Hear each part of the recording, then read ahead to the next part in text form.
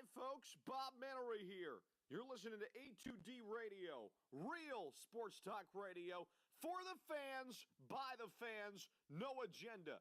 These guys are the best in the business. Hashtag it. No notes.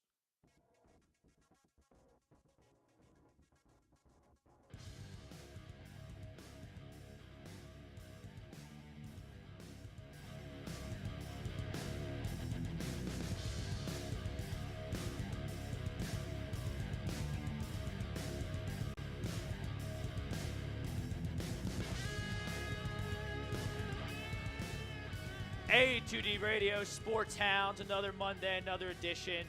It's Dallas week here in Philadelphia.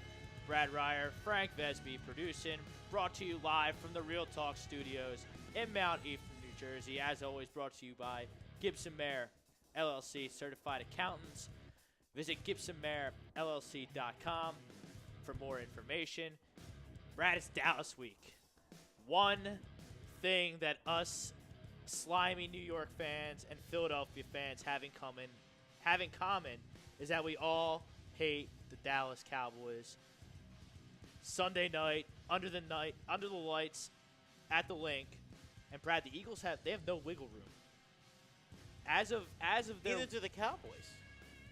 Yeah, but I don't care about the Cowboys. I care about the Eagles. Well, I'm just saying the Cowboys can't. If the Cowboys start losing, they're going to be in trouble too. So, if the Eagles can beat them, that would be a. My point is that the Eagles they're 4-4. They have 8 games remaining.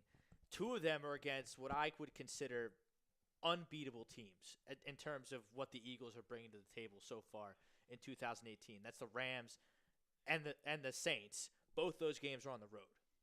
So that's 2 losses right there. Yeah, that's an tough. impossible task for that. Then you have the other 6 games. You got one against the Texans, who hasn't lost since they lost to the Giants in Week 3. How they lost to the Giants, I don't know. I think Deshaun Watson might have not been healthy. He looks good now. He was still rusty. They made a splash at the deadline as well. Obviously, the Eagles got Golden Tate. Demaryius Thomas is on the Texans. One of those games at the Texans. You got 2 against the Giants, or 1 against the Giants, which I think will be a win. 2 against the Redskins, and 2 against the Cowboys. The Eagles have no wiggle room. The Eagles are in playoff mode from here on out. Every game is a must-win when you're not playing the Saints or the Rams. Absolutely. And if God forbid you lose one of those 6 games, then that puts a lot of pressure on you to win a game you're probably going to be a heavy dog in at New Orleans or at the Rams. So the pressure is going to be on. Now, the Eagles got a gift from the gods yesterday, not only from the Atlanta Falcons as they put it on the Redskins, 38-14, I believe the final was. The Redskins lost 3 offensive linemen. 3. For the season. 60% of the Redskins' offensive line is on injured reserve after playing the Atlanta Falcons. Now, if that to me, that's ginormous. They're done. That there's changes. No way. There's no way. I don't want to say they're. Their defense is pretty good, but you know what? They've had 2 really bad games against both the Saints and the Falcons. So I don't know what to say about their defense anymore. Well, you were on Facebook telling the best defense in the division and top 5 defense in the conference. They get a lot. They get a lot of sacks. So I don't know where you stand on this. You're kind of flip flopping on me on what you think about. I don't get it because you know what? They were able to sack Matt Ryan a lot yesterday, and they were hitting him. The front seven's very good. What happened to their secondary? I mean, Josh Norman yesterday was getting toasted all game. Clinton Dix was so bad by the middle of the 3rd quarter. They took him out and put the whoever they had in there before. He was sitting on the bench. So I don't know what's going on with the Redskins' defense yesterday, but the Redskins' defense is what lost the game for them yesterday, not their offense. And that brings us to the Scanzano Sports poll question tonight. It's simple. It's a yes or no. Will the Eagles beat the Dallas Cowboys at home on Sunday night? You say what you want about the games going forward. You have to win this game at home against the Cowboys. This will be their first win since Atlanta. That means something in the conference. Because the Eagles are behind the 8 ball when it comes to this tiebreaker of conference record. Well, the Cowboys, based on their Jekyll and Hyde performances on the road and at home, I would think that they would be probably getting roasted on the road. I would think that the Eagles would beat them.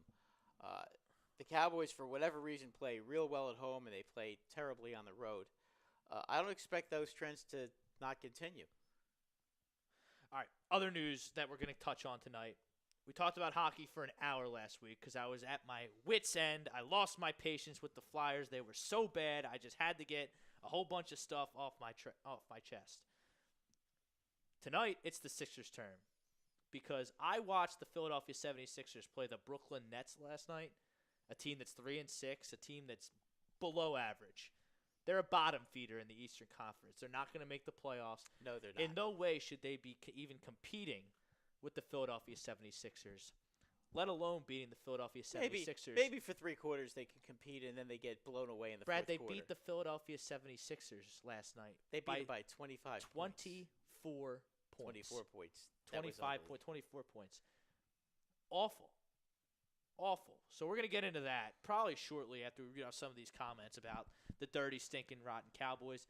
And then second part of the show will be exclusively on YouTube. We're going to get into the MLB Hot Stove. And David Roscoe Free saying agents can sign with any team as of 5 p.m. Saturday. So Saturday. Bryce Harper, Manny Machado, they can sign at any time. Usually it takes longer than that. It's not a big flurry like the NBA. Dallas Keuchel, Patrick Corbin.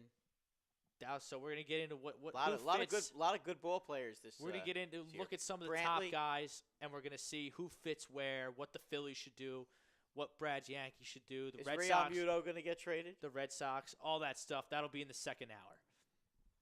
But let's read off some of these comments before we get into the Sixers, because I need to talk basketball tonight with the people. I know it's Dallas week, but I'm still gonna be in bye week mode until I see that injury report on Wednesday. You know what I'm saying? Well, I'm still from what in we bye heard, week. Jernigan is back at practice, so it's going to be very. practice. He did practice. And now the Eagles have 21 days to put him on the active roster. Yes. Which doesn't. Which then, I think is going to happen. I mean, well, yeah, they have to. It's Yeah. the rules. They have to, or they'd be in violation of the rules. right. Who knows what Goodell might do if he break his rules. But I need to talk basketball with the people because I don't know what to make of it. You know, I put up with this team losing on purpose for 3+ years. You know, this was supposed to be the year that was supposed to be we were supposed to see a return on investment for Yeah. and this team is just average. Coming off, I could only watch that game last night in spurts of 4 or 5 minutes. They had 27 turnovers last night. 27 turnovers. You're telling me you have 2 number 1 overall picks that are both point guards in Fultz and Simmons, and you're turning the ball over 27 times and losing by 24 To Brooklyn. to the Brooklyn Nets? I think that would be the more disturbing thing is Not to mention, every time they play an somewhat upper echelon team, Brett Brown just looks overmatched. Everyone except Embiid looks outclassed, and they lose by double digits. So I don't know what's going on with this team. I want to dive into it. I want to get what the people think. I want solutions. I don't want – you know what I'm saying? I hate when people complain and don't have solutions. I have solutions for the Sixers. And I want to know what the people think because I need to talk this out because I feel very unfulfilled by the Sixers right now after watching them lose on purpose. We for got 3+ Jay the Goat. years Jay the Goat saying that and Brett Brown is the performing problem. like this. Well, I don't disagree with Jay. Frank, can you read some Facebook comments? Yes. While I collect my thoughts Over here? on the Facebook comments, I know a lot of them are answering the poll question. We got Ryan Brandow saying, LOL, does a bear shit in the woods? Of course we beat them. Timmy Floria saying, let's go Titans. Ray Gonzalez, 100%, absolutely. Then we got Sean Spellman trying to rain on our parade. Oh, that's fine. No, and the Eagles need to go 6-2 fine. and sweep either the like- Skins or Cowboys. see, I Not like happening. people No like playoffs for you. Boo-hoo. I like people like Sean, though. I like people like Sean. There's definitely a place on this forum for people like Sean. I don't want to hear everyone Dallas sucks. We're gonna beat him by 40-3 or whatever. I like the balance that haters like Sean bring.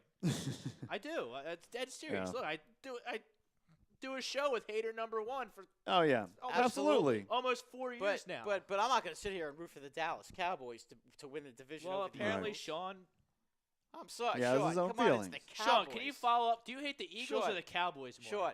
Sean, See, answer in the chat. Sean, do what I do. Root for the Redskins. Oh boy. Root for the Redskins. I can't root for the Cowboys. I'm sorry, I can't root for the Cowboys. I can't stand them. Then And I we can't stand the got Eagles either. Dane Sandrock saying he's feeling lucky today, so sure, why not?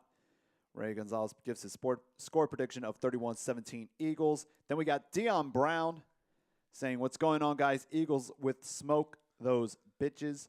Carson is going to go off Sunday night. Gives his prediction of 34-17 Birds. You think they're going to put 34 points on the Cowboys? The Cowboys have a good defense.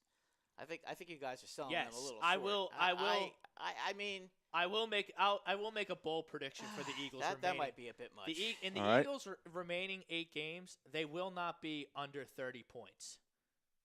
They will not be. No, they'll have 30 points or more in every game. I could see for the that. rest of the season.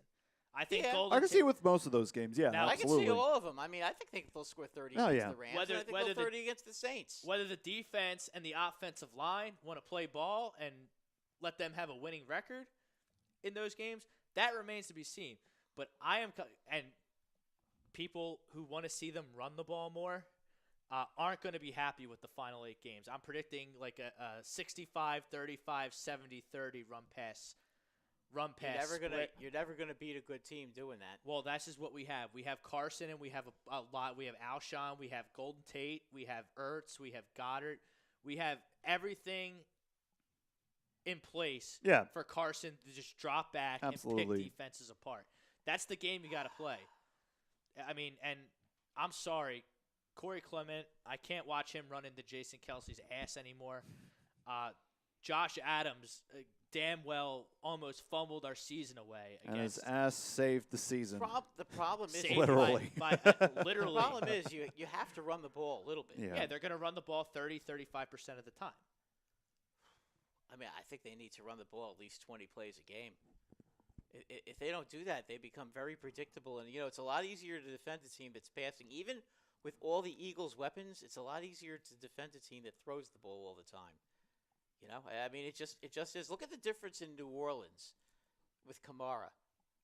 Look at how impossible it is now to defend that team. Oh, yeah. We can't. The Eagles aren't in the same breath as the Saints or the Rams. But you have to run. I understand. You have to at least try. The Eagles have a big offensive line. If you run the ball a little bit, you'll wear down the other team's defense. If the Eagles were playing bad and found themselves 5-3, 6-2, I would say, let's give the run game a chance. Let Josh Adams establish himself.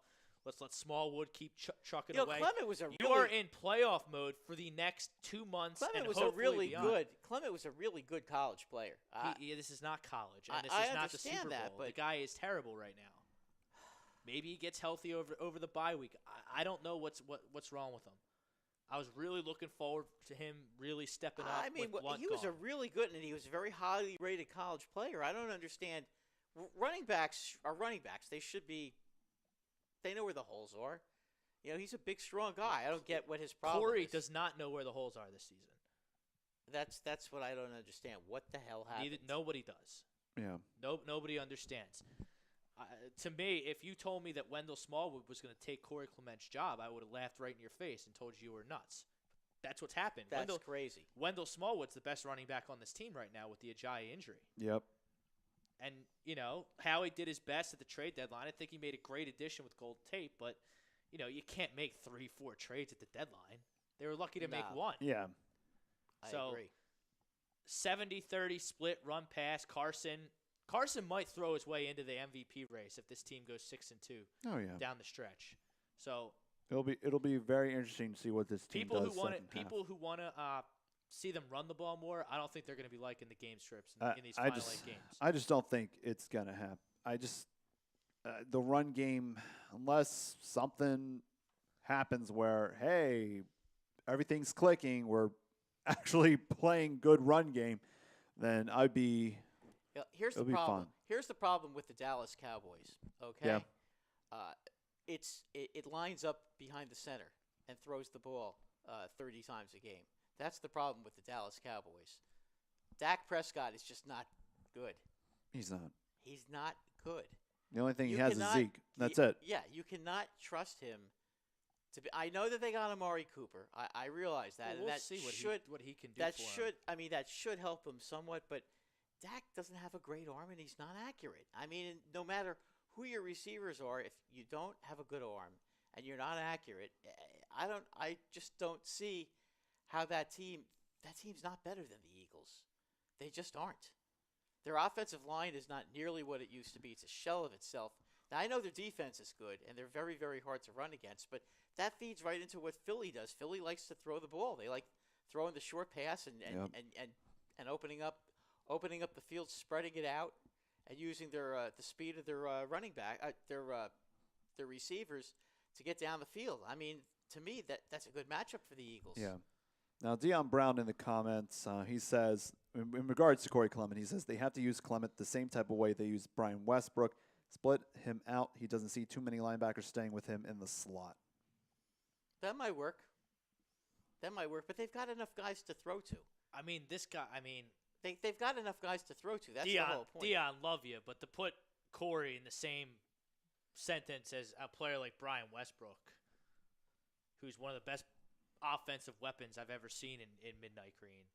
I mean, I'm just having a hard time wrapping my head around that. It's going to be a throw offense, and if this team can't be in the neighborhood of 30 points per game over these final 8 games, then I have to seriously question what this coaching staff is doing to prepare for the games each week.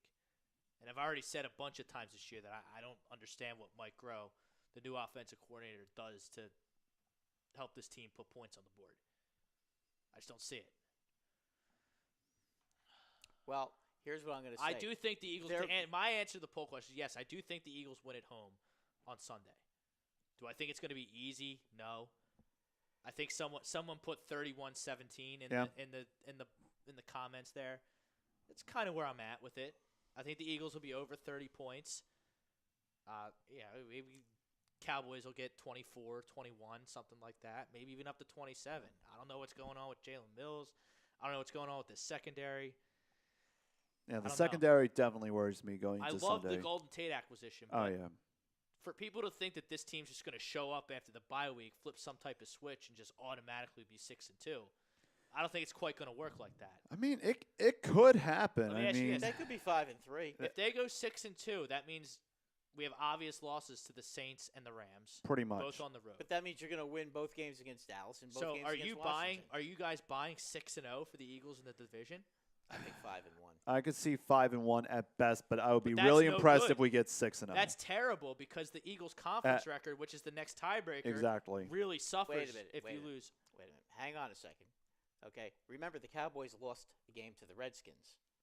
Okay. If the Eagles But if the Eagles sweep the Redskins, okay, and they split with the Cowboys, they're tied at the end of the season, they will have the division because they have a better division record.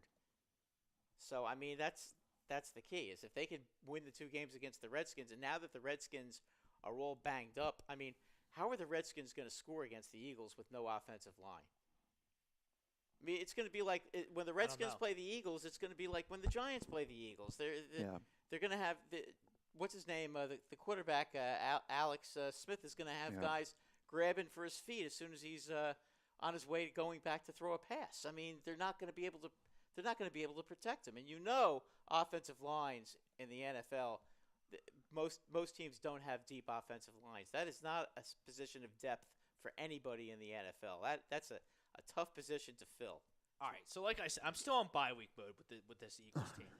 I'm still, but because I waited for the second half of the show to roast the Flyers last week, and they actually responded. They had a great. They did. They surprisingly did well on the road. They beat the Kings, who stink. They beat the Ducks, which was a good win. Yeah. And they got a point against the Sharks. Well, which I wish they could have got the win, but they should have got the win. They should have got the win, but of Sharks course, are a good effing team, and it's Joe on the road. Thornton. Ugh, yeah, but if you were gonna tell me all the goals that they were gonna get a point, Thornton. that you were gonna get a point against the Sharks, I would have taken that immediately.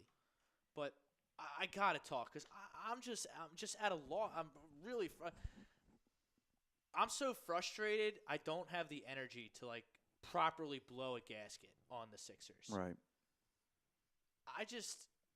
Problem number one for me right now is Ben Simmons.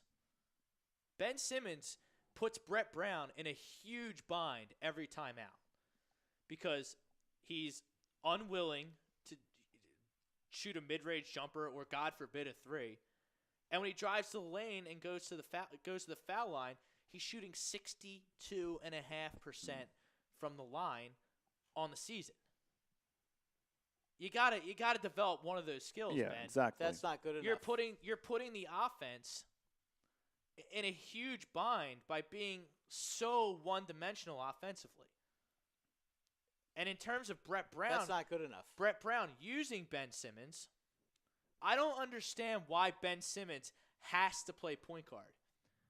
I don't understand how Ben Simmons can be a generational talent at the point guard position when he is unwilling to shoot jump shots and can't make free throws when he draws contact.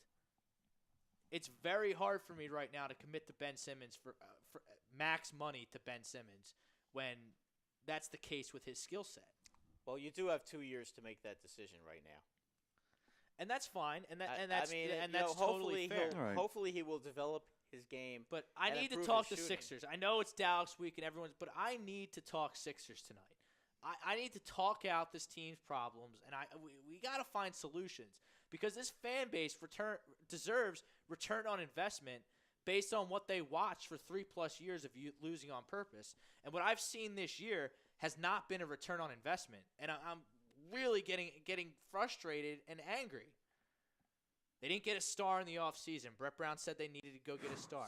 They didn't get a star. They had a Twitter scandal that probably cost them a star. Let alone two, honestly. maybe 3 stars in the process. And then they have this Elton Brand GM / Brett Brown half GM thing going on. I don't GM really by know. committee. A GM, perfectly put, Brad. GM by that doesn't work. I don't know of one scenario where a GM by committee has worked. No, it doesn't work. They're Doesn't work. redshirting yet another first-round pick due to injury, basically. But for me, the biggest problem right now is Ben Simmons. Ben Simmons cannot play point guard in the NBA when he's not interested in shooting jump shots and can't shoot foul shots. And I'll ask both of you, why does Ben Simmons have to play point guard? He doesn't. He can play point can't. forward. Yeah. That's- He's more of a hybrid player. Yeah, I mean he can play point forward. There's plenty of forwards who can get the ball down low and handle the ball. You got to get Ben Simmons the ball closer to the basket. Yeah. Because what's happening now is when he gets the ball, if teams back up against the Sixers and stop them from running, and they have to play a half-court offense, everybody is just backing up on Simmons and not letting him just drive into the lane and dunk the ball all the time. You know, if he tries to do that, he has to go through a bunch of trees to do it. And Brett Brown, That's hard, and they're fouling him because they know he's not going to make the Yep. free throws, and this is a problem. He's got to at least get some respect out of his jump shot. we're getting dangerously close to teams playing hack-a-ben on the Sixers, where if before he gets ahead of steam and is able to drive to the hoop and really use his facilitating skills, teams are going to foul him, they're going to put him on the line, and he's going to miss because he's 62% foul shooter, which is unacceptable for a starting point guard. My question to Brett Brown is this, who I think we've had this debate before, both on this forum and at other AM forums, that I don't think he's the coach that's going to lead this. He's not the coach that's going to complete the process. No, but you couldn't just let him go before last year. No, He and I'm deserved- not he saying deserved the fire Brett opportunity. Brown, because I don't think firing Brett Brown in the middle of a basketball season does anybody any good. No, and it's still too early because they're still capable of going on a But long winning streak. My and question to Brett turning it Brown around. would be, one, why does Ben Simmons have to play point guard? Why can't Markelle Fultz play the one, push pace, bring the ball up, have Ben Simmons play point forward, and run everything through Joe on the block? and Well, run a that's what they pick and should- roll based offense. What they should be doing is Brett the ball. Brown is so obsessed with playing like the Warriors, playing, run and gun AAU basketball when he doesn't have run and gun AAU style basketball He doesn't have talent. He doesn't have. He wants to treat Joel Embiid like he's Kevin Durant You and don't just have shooters. ISO him out on the wing, and that's not what he's best at. Can he do it? Yes. Can he shoot from the outside? Yes. That should be a small portion of this offense.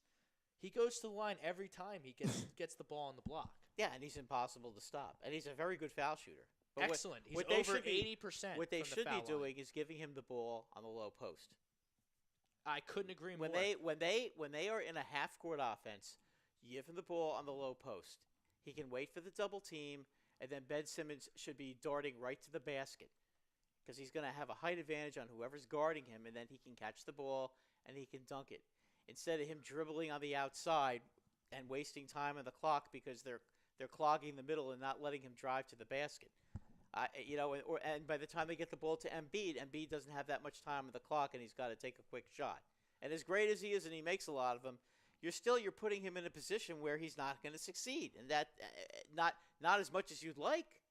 I mean, Embiid can score 40 points against any team, any night. That's how good a player. Basically did it in the first half against Detroit on Saturday. He can do Did it. 32 and 8 at half. Rob, he can do it any night, anytime, anywhere against anybody. And he gets in his opponent's heads. He's good at trash talking. Oh yeah, He has a mental advantage over pretty much every center in the league. Certainly over Andre Drummond. Nobody can guard him. Nobody can stop him. Nobody can guard him.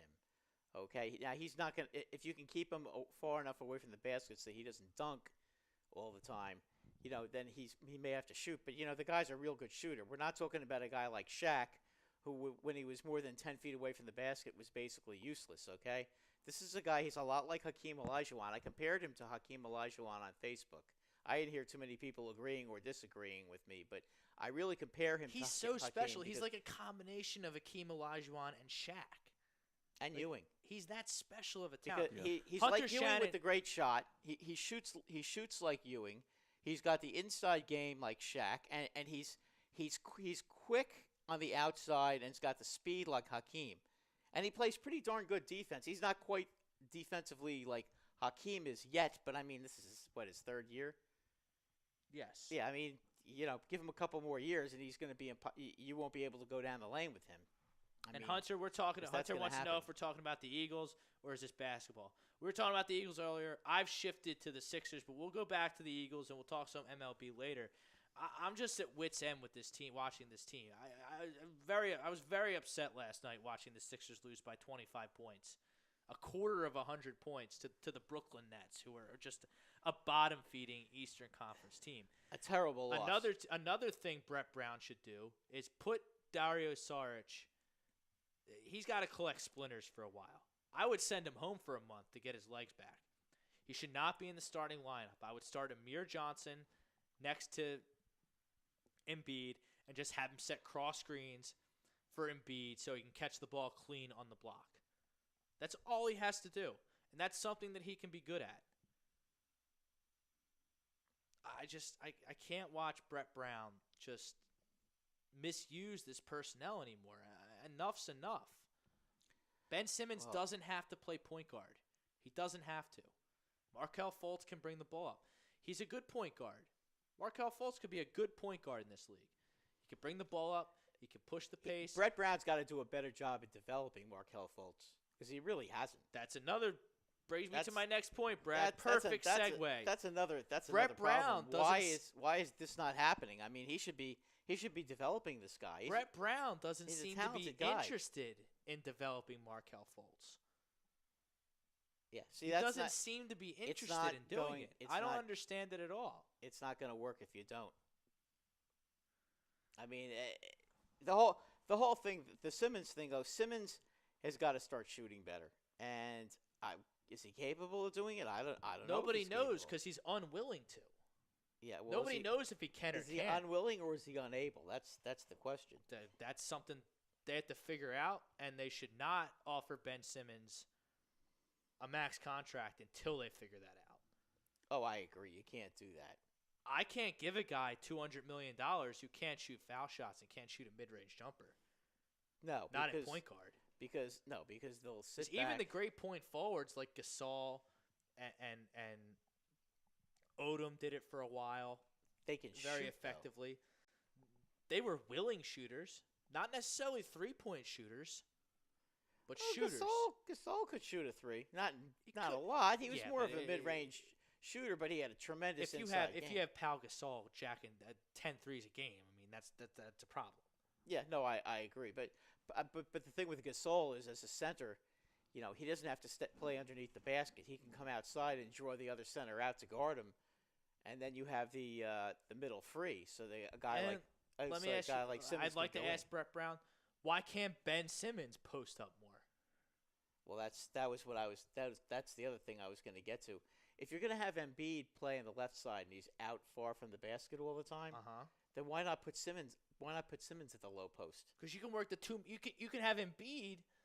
You can flip flop Simmons and Joe. Yeah, and you can also play. You can have Joe be the point forward. You could play pick and roll and have each one of them cutting to the basket. A pick and roll between Ben Simmons and Joel Embiid is 2 points or at least 2 foul shots every time.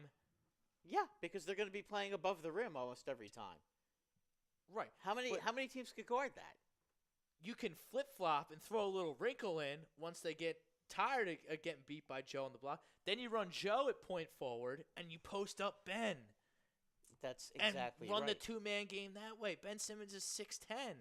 And if they start and double Brett Brown teaming, is just and if they start double teaming some of these guys, then who's gonna pop out and hit the threes? Then JJ Redick? You got Redick. Covington shows.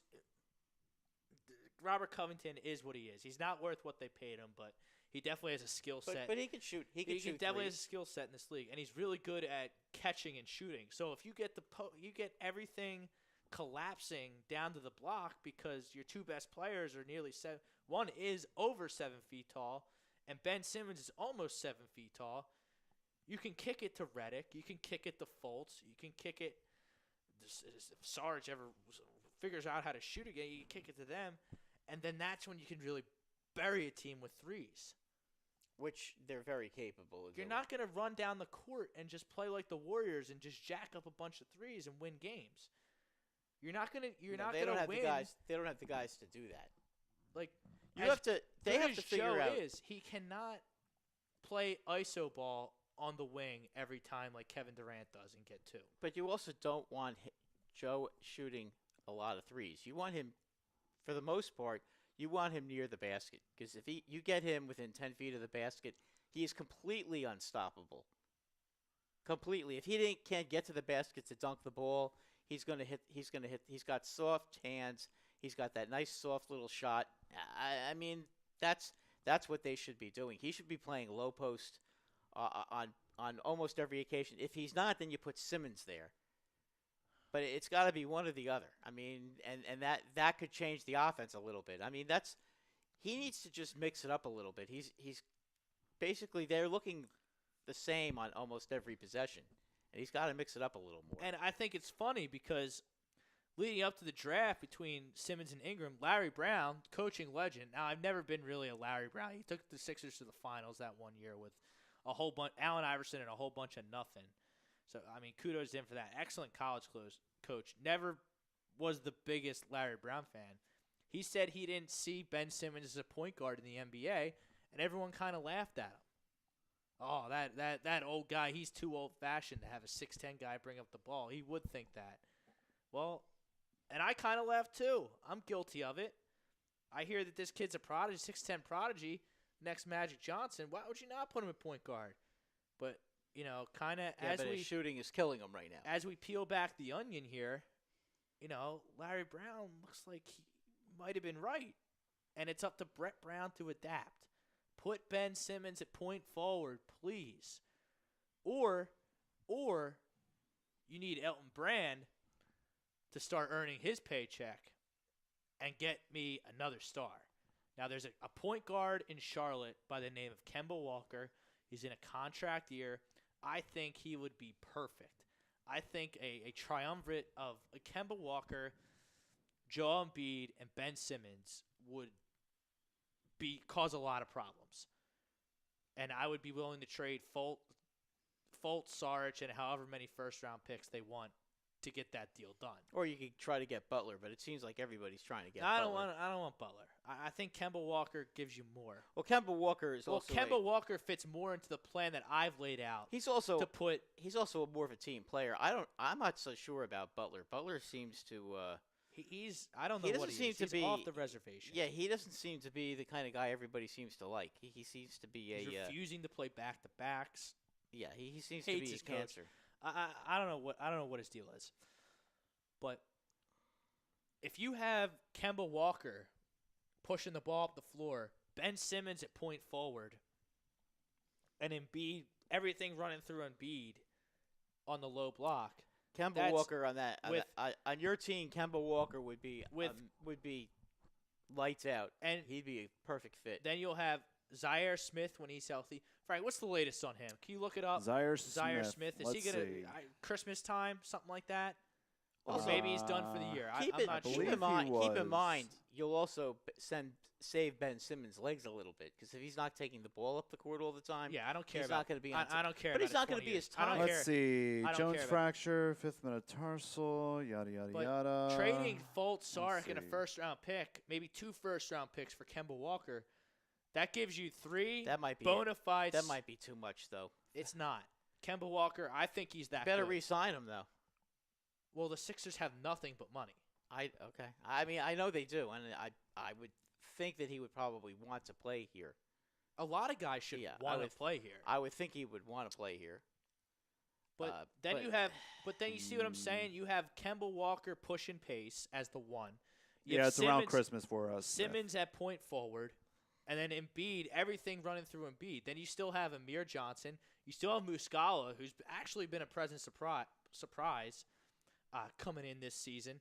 You still have Redick off the bench. You still have Covington. You still have McConnell. So I know that sounds like a lot, but you still have – Redick's a nice player off the bench. I always liked him offensively. I like his game. I mean, I think he's the only guy that can create his own shot. I think they should be playing him a little more. I don't think he gets enough playing time, but But I mean, that's my opinion. This team's got no dog. It's got no dog in it. They got no one on the perimeter that can just go get busy and get buckets. Like, look at a guy like Lou Williams. Not the best player, a bench player, and for good reason. He can't play any defense. But Lou Williams gets busy on the offense. He gets busy on the offensive end. By the way, he can get buckets. Update on the football game. The Cowboys right now lead it 7-0, and they are on the Titan 41. And the first down. Mariota fumbled it again. Man, he stinks, doesn't he?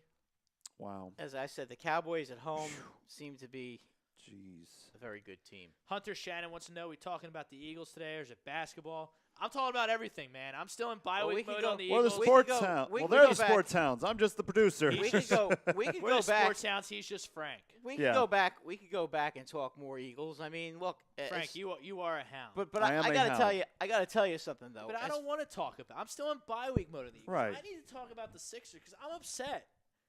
I'm legitimately upset. I feel like right now I feel so unfulfilled by this basketball team. I feel like I feel. What's the word I'm looking for? I feel conned. I feel taken advantage of. I feel. Try being a New York sports fan right now. But try being a Rutgers football fan. I heard about was trust the process and how this process was going to get us all these great players, all this cap space, all these high draft picks. Last night was certainly. And then I see them go out. I think last night was and they rock lose bottom. by 24 to the Celtics, not the Celtics, to the Nets. Who aren't good. That's a 24-point loss to the Celtics. I mean, at least they're good. Yeah, but no, I agree. You know, losing to the Celtics is one thing. Getting conned by getting this whacked franchise. like that by Brooklyn is bad. I mean, to me, I just don't think the Sixers came out with any life and any vim and vigor. You're telling me in was that a back-to-back yesterday? Yes. Okay, so that was the second game in 2 nights. Doesn't excuse it. No, but I mean, it could explain why there was a lack of effort. I mean, there's no excuse for it, but I mean, it's got to be a lack of effort because the Brooklyn Nets do not have the kind of talent that the Sixers have. The Brooklyn Nets are a scrappy bunch, and they're getting better. And give them a couple They are more not drafts. 24 points better than the Sixers. No, That not made even. me upset. Not Last even. It made me, I can't even explode. I'm so upset. I feel conned. I feel taken advantage of by this basketball franchise right now, because you're telling me in 3+ years of tanking, losing on purpose, you couldn't find me 8 players in 3 years that can help me make a run at the Eastern Conference Championship. This team's nowhere close to the Bucks, the Celtics. Problem is they haven't been able to make that flashy free agent signing. That's really been the issue for the Sixers. That's a problem. That's part of the process. No, I'm just saying, but that And I don't wanna- to me that just seems to be. I mean, they've done a pretty good job drafting pretty good players. And they got their superstar through the draft. But it's more than drafting. You have to. When you build a basketball team, it's a combination of getting a couple of really good free agents, making a trade or two, and drafting great. That's how most teams usually get good. Even the Warriors brought in Durant as a free agent. They Warriors brought in a lot of Iguodala. guys. They brought in Iguodala as a Sean free agent. Livingston came in. Right. I mean, They had 3 tremendous draft picks, one of which was Draymond Green, who was a second-round draft pick. And they didn't lose on purpose to obtain any of their blue-chip, talented first-round picks. no. And that's I feel swindled by this franchise right now because I see an average team after losing for 3 years on purpose. I think they're a little better than average. Yeah. I'm not going to go. I wouldn't go Are that you far. sure? I mean, are you sure? They're not an 8 seed. An average team They're is an playing 8, like 7 it- or an 8 seed. They're playing like By the like time a 6 seed by right the now time in the by the East. time the season's over, okay, worst case scenario is the 4th seed. I can't see them being any lower than that. Brad, they can't beat a good team. And Yet, but I mean, look, it's a but long what's season. going to change? It's a long season. Unless they implement the changes that I just laid out, either well, Brett, let Fultz go at- Brett Brown. Hopefully, I'm sick by of watching now, them play like the should- Warriors and turn the ball over 30 times. I'm sick of it. I He can't should watch know. it anymore. He should know his team. I mean, I thought they played a pretty solid game against Detroit, and Detroit's a solid team. They were never, Detroit is not. but if they were never in Detroit- danger. But they were never in danger of losing the game against Detroit. That's how it should be, though. That's No, what I expect. I agree. What I just am shocked at was the complete lack of fire, intensity, and vim and vigor against the Nets. I mean, that was really surprising. All right, we got a Dak Prescott interception. Shock. Oh, there's a shock. Oh, Brian- lovely. As Brian I Autry. said before, the Dallas Cowboys offense is not good enough to guarantee them anything. Brian Autry wants to know who we thought was going to win tonight. I think the Cowboys are going to win tonight. I don't think Tennessee. I know they beat the Eagles, but I don't think Tennessee's anything. I don't think Anything Tennessee is going to beat the Cowboys in Dallas. Dallas has been a very good home team all season. I mean, I know they're not New Orleans, okay, but they've been pretty good at home. So Last I'd be thing shocked on if the they lost. Sixers before we'll dive back into Golden Tate and the Eagles here. If this team's still playing like this at Christmas time, do they make a coaching move? I don't know about a coaching move, but they will definitely be making the trade. I'm making the Kemba Walker move now.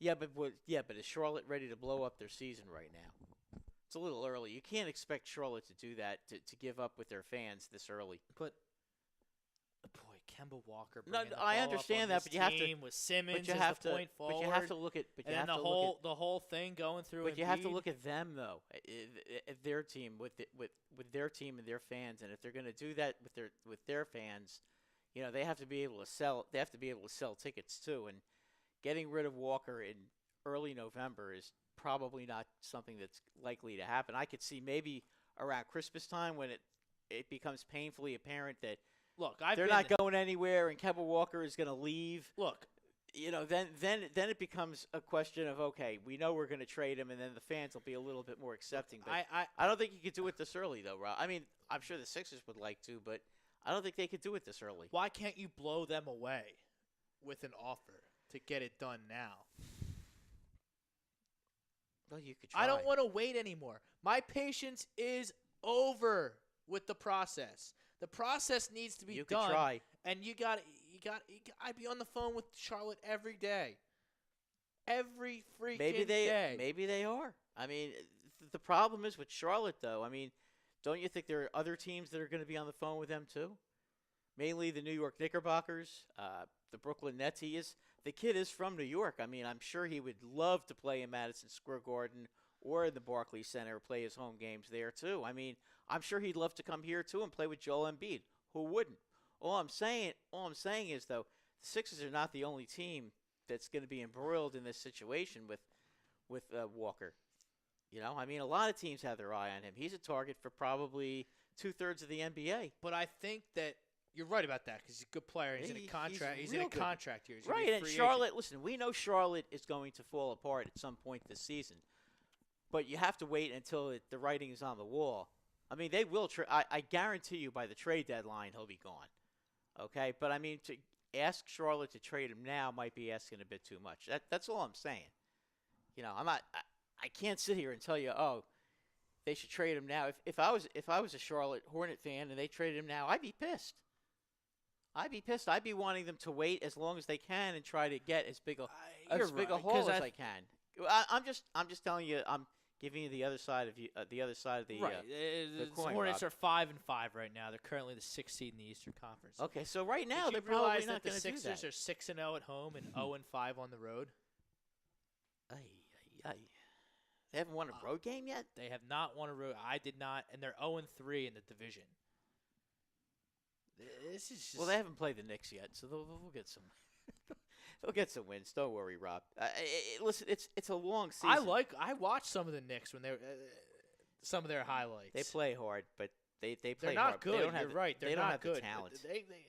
But the Knicks, they have some guys on the perimeter who get busy. Tim Hardaway Jr. gets busy. And they play very hard, but they just don't have the talent.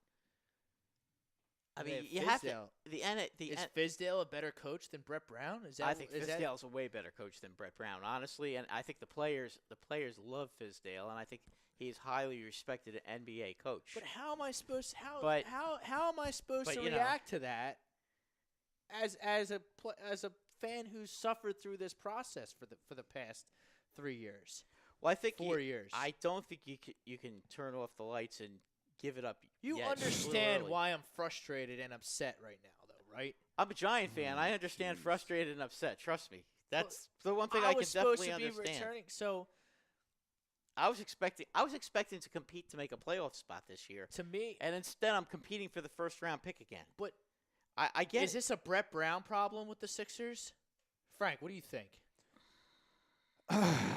Oh man, I can't blame. I think yet. Ben Simmons is putting Brett Brown in a huge bind by not shooting the basketball. Absolutely, he's being a coach killer right now, no doubt. He's putting him in a huge. I mean, what are you gonna do? Bench Ben Simmons? You can't bench Ben Simmons.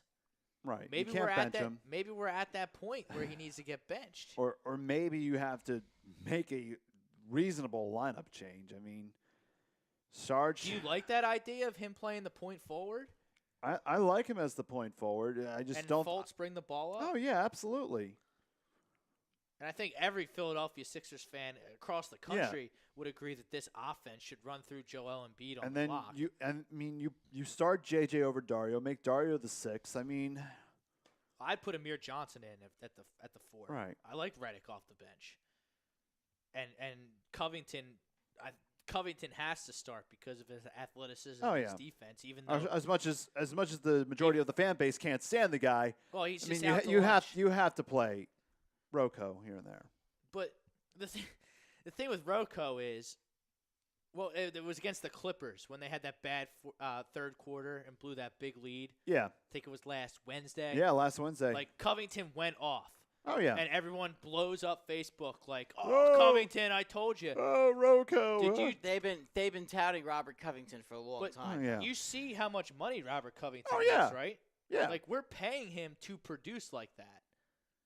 Like, games like he had against the Clippers, I need to see that. Not on a nightly basis, because that was a really good game, and I know he's still limited, but I need to see just way more consistency from him based on what he's being paid. By the way, I got a report from Bob. The guy that intercepted the Dak interception pulled a TO and went to the center of the star at midfield. Great. I'm proud of him. I hate the I like- Cowboys. But I yet, like it. I like it. but yet the Titans are still trailing 7-0. Yeah. Well, Yeah, and there was another possible fumble, but it got overturned.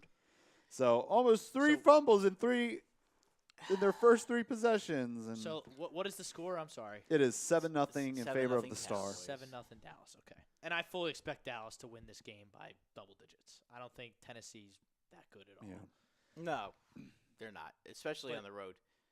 So I would Brett think an Brown, easy win. And Dallas lost their second timeout. Oh, And it's still the first quarter.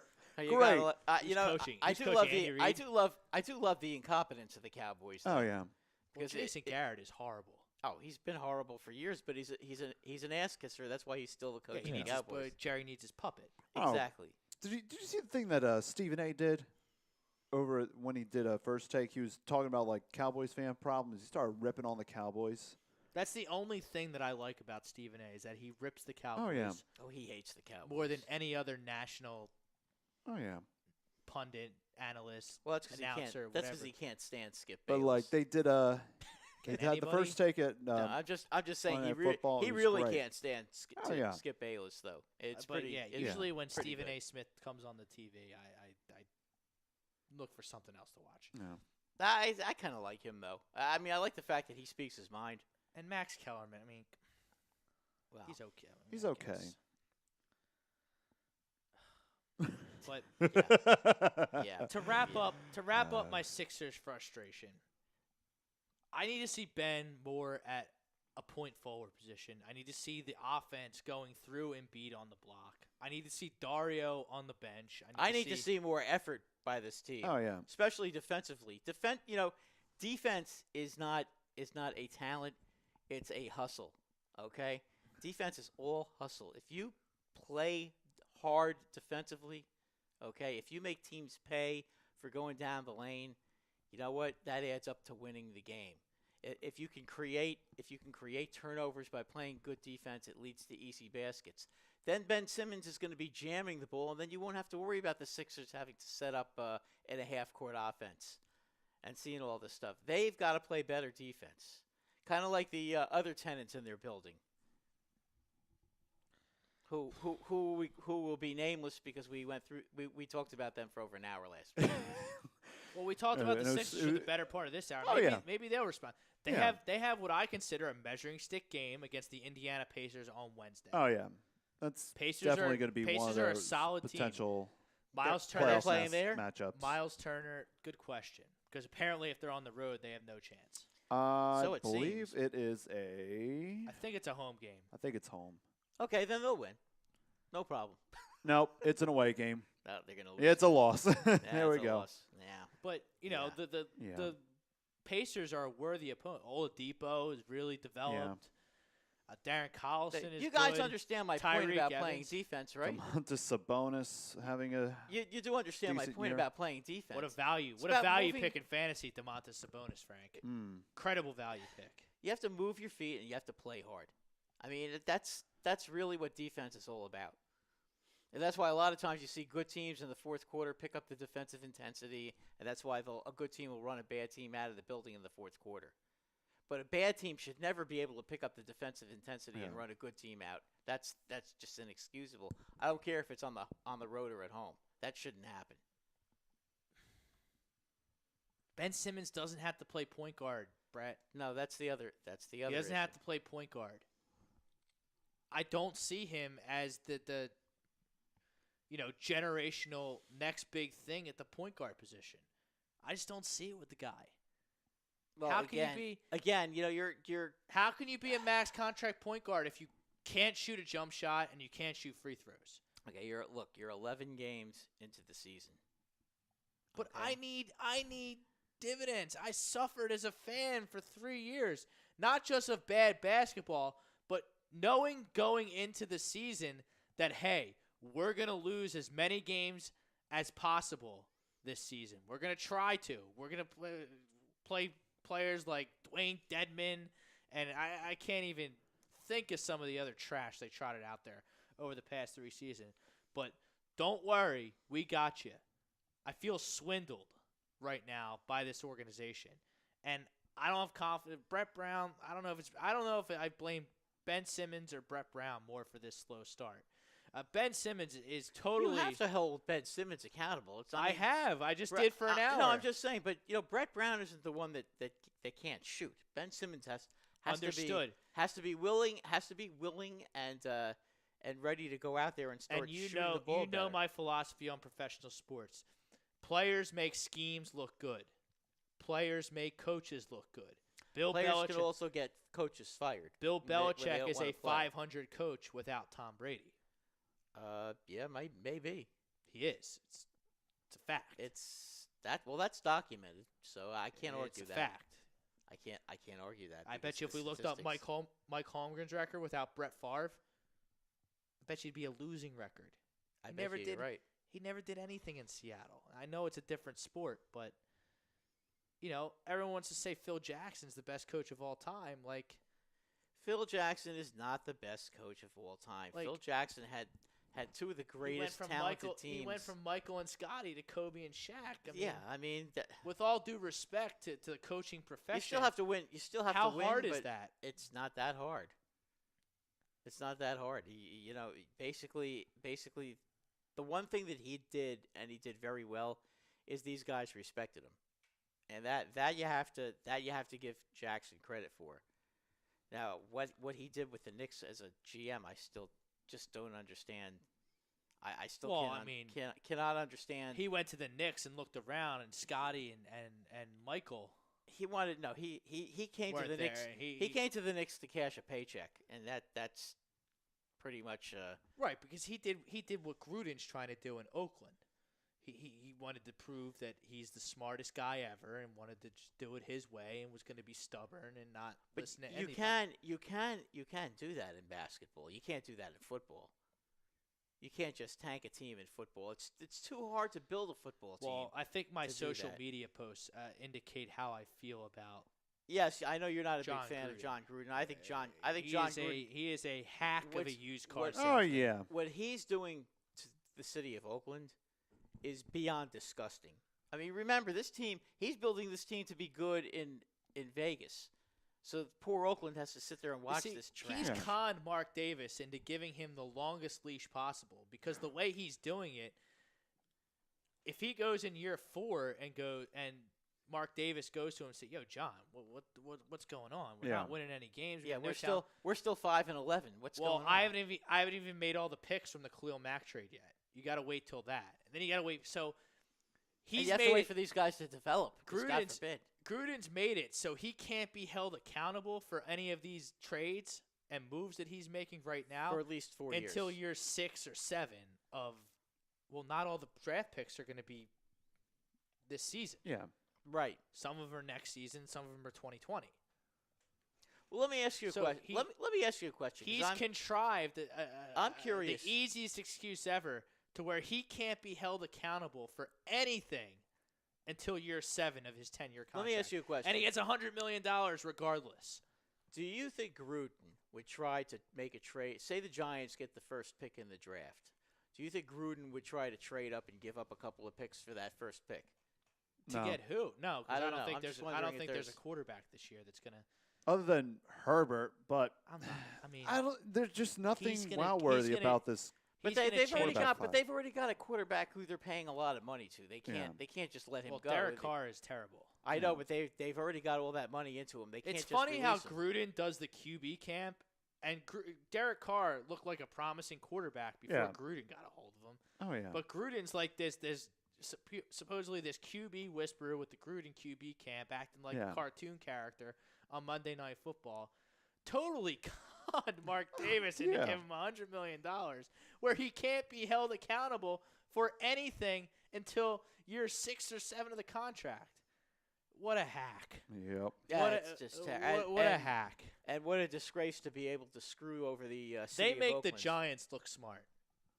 The Raiders. Well, at least the Giants are trying. They're just incompetent. But they're trying. I mean, they're not purposely destroying their team. They're trying. They just, you know what, they they have a GM that they just got rid of that completely screwed up this team, completely ignored the offensive line, and you know what? Now they're paying for it. And you know what the Raiders did this week after the trade deadline? If they couldn't trade him, they cut another pass rusher. And a really good pass. Well, Bruce Irvin. Yeah, a really talented pass rusher. Well, because he's going to be making $9 million next year. Oh, yeah. That's why. Do you think he's going to get up after the game next week and wonder why he can't get a pass rush? Like he did the first 2 games without Khalil Mack? Yeah. Well, how about the Rams cutting that one offensive lineman? Maybe the Eagles can sign him. No, the Giants already did. No. I mean, they need. I mean, I'm just wondering if he's going to really help because I think they said they're going to put him on the right side. So, at least at least they have one decent offensive lineman now. Maybe. I don't know. It's pretty pathetic. All right, we got to take a break. Let's take a break. We'll All talk right. Eagles and MLB Hot Stove exclusively on YouTube. Check out our social media pages for the link. A2D Radio. Sports Hounds will be back right after this.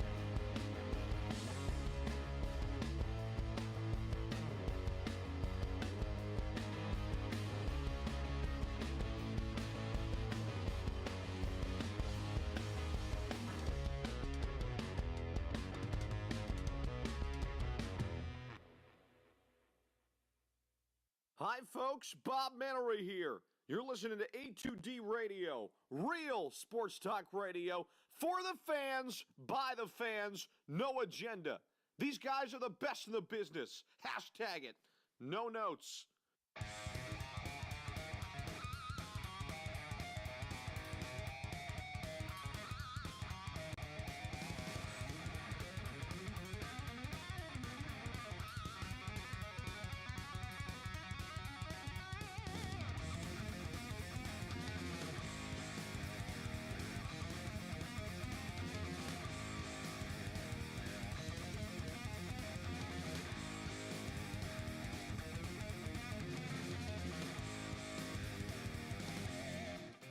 A2D Radio, we're back. Second hour exclusively on YouTube from the Real Talk Studios in Mount Ephraim, New Jersey.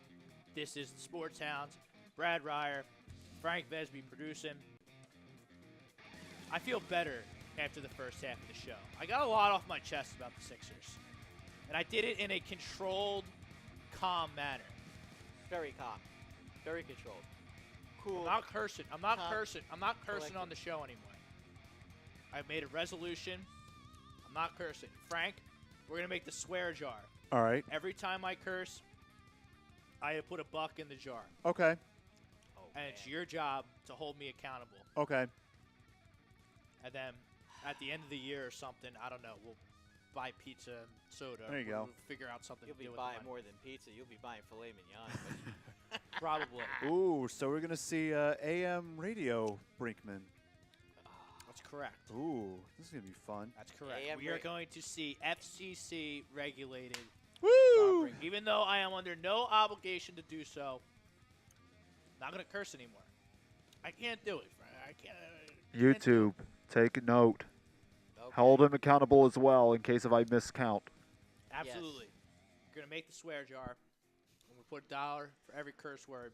You could in the just swear put it jar. like on top of the A2D radio. You know, you thing. can just put like a $10 bill in Yeah. it, and that way you'll have credit for You know what? I'll get a jar. couple months. We'll put it right there. Right at the corner of the table there, we'll put it. It'll be the swear jar. The Sports Hound swear jar. And then, Yes.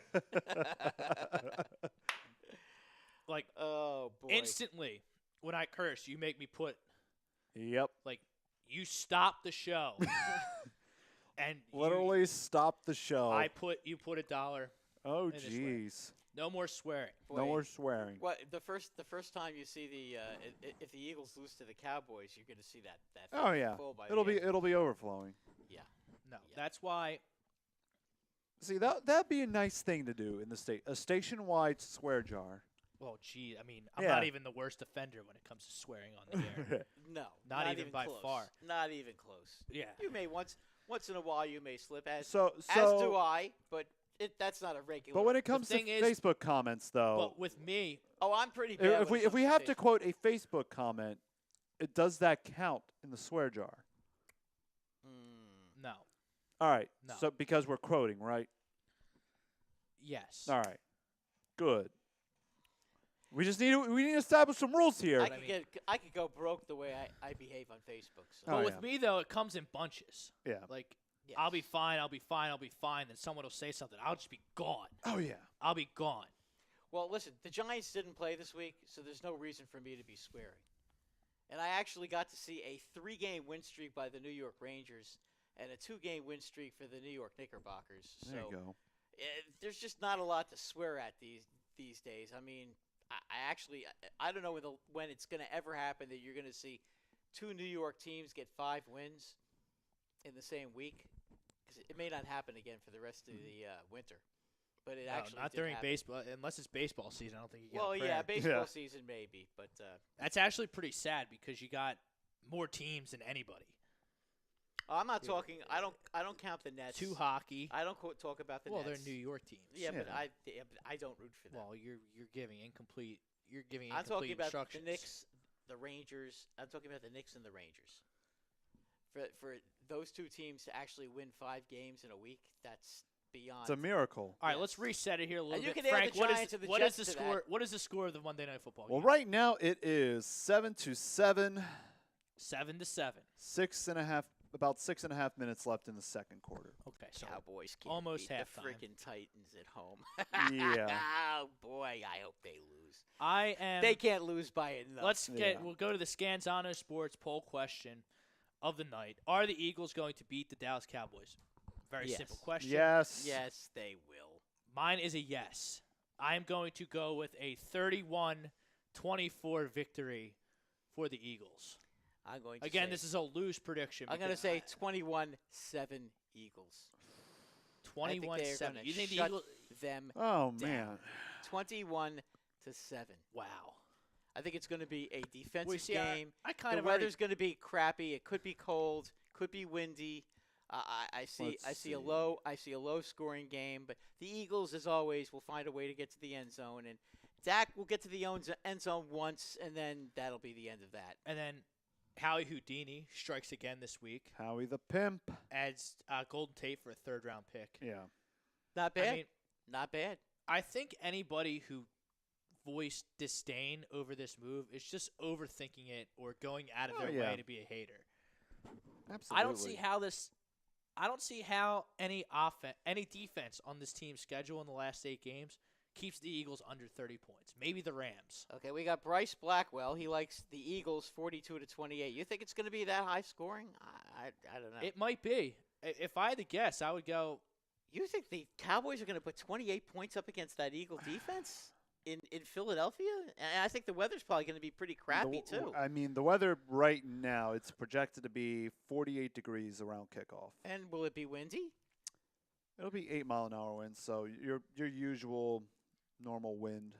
It's just generally not real pleasant weather in Yeah. November. I mean, it It's could be worse. it's your typical November weather. I don't see that. Maybe down in Dallas where it's indoors, and you have the artificial perfect conditions like Yeah.